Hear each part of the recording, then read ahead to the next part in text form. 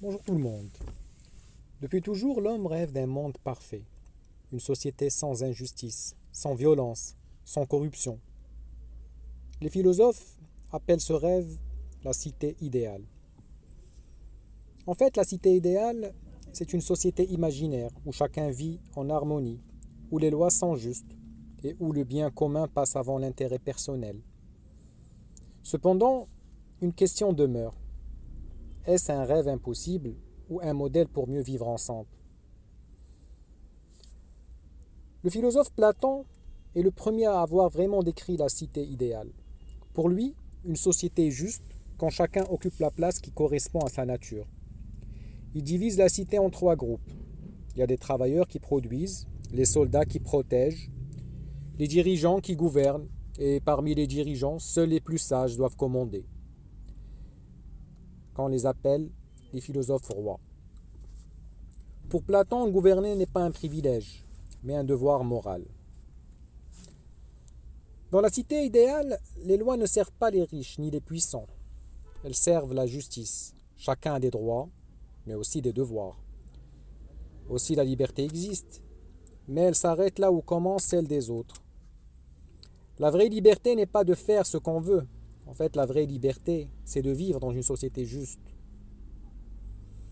Qu'en est-il de la cité idéale aujourd'hui?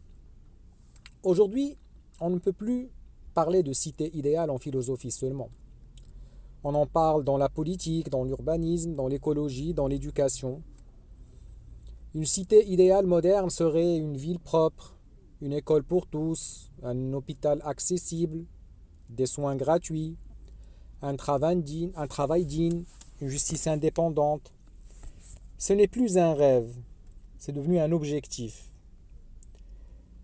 Alors, pourquoi la cité idéale n'existe pratiquement jamais et ne pourra jamais exister? Parce que l'homme n'est pas parfait, tout simplement.